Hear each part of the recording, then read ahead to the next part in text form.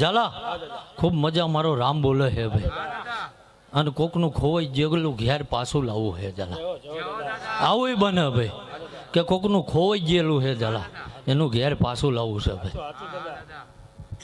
વધુ તો બોલતો નહીં ભાઈ. અને કદાચ એમ કે કાંઈ એવું કોઈ નથી, આંગળી ઝાલીને ઊભું કરવું. બોલો ભાઈ, શું કહું? એટલે ઝાલા કોકના ગઢપણની લાકડીનો ટેકો બનવાનું હે ઝાલા. પિન્ટુભાઈ હજારો વેદના સાંભળી લીધી ભાઈ, અને ના હોય એવું કહી દે કે અમે વેદનામાં નહીં ભાઈ.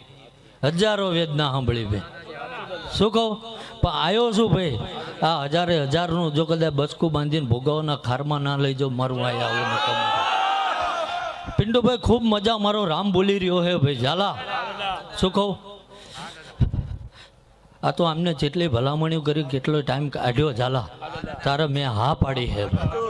નકર મેં એમને એવું કીધું મારી પાસે ટાઈમ નહીં ભાઈ. અને ઝાલા બધે દોડ્યા જેવી એવું નહીં ભાઈ, પણ આવવાવાળાની કગર હોય. હું તો જાહેરમાં બોલું, જો મારો ધર્મ દોઢ છોડશે કદાચ તારા ઘરે સાપરું હોય છે તોય ધૂણું આવીશ. શું કહું? કારણ કે અહીંયા હોનામાં સુગંધ ભરવી એ તો મારી હેડ છે ભાઈ. કંઈક નોખું પીરસી દેવી, અને કદાચ રૂપિયાવાળાની ભાઈબંધી તો હવ કરે ભાઈ. શું કહું? પણ કદાચ કોઈક રાખના ખંભે હાથ મેલીને એના જગતમાં ઉજળો કરે ને, એ આ વિક્રમસિંહનો દીકરો ભાઈ. કે હું કોઈ ભગવાન નહીં ભાઈ, ક્યાંય બોલ્યો જ નથી ને હું ભગવાન છું એવું ભાઈ. એટલે હું ઝાલા ભગવાન નહીં, અને માણા હોય એ માણાના માપમાં જ રહે ભાઈ. શું કહું? એટલે ઝાલા પણ ઉજળા કામ કર્યા ભાઈ, એટલે આજ મારા મહાદેવના ઘરે જગ્યા મળી છે ભાઈ. શું કહું? બાકી મારા મહાદેવની કદાચ સેવા ચાકરી કરી કરીને આ બધું કરું છું ભાઈ. શું કહું? એટલે ઝાલા વધુ તો કહેતો નહીં ભાઈ, પણ અહીં આવ્યો છું આ ગામમાં, આ ભૂમિએ. શું કહું? હારા લેખ લખીને ના જતો રહો, મારવું અહીંયા આવું ન કમ. એટલે ઝાલા વધારાનું તો કોઈ દાડો બોલ્યો નહીં ભાઈ, અને બોલ્યો દીમાં પાછી પાણી કરી નહીં ભાઈ. શું કહું?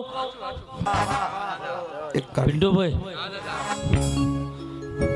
વાત જો કદાચ ઓળખાણની કરી હોય ભાઈ, તો ઝાલા લાયા તેદી કીધું તું ભાઈ કે દુનિયાના છેડે જશો, એક દાડો જગત તમને મારા નામથી જગ્યા ના કરતો.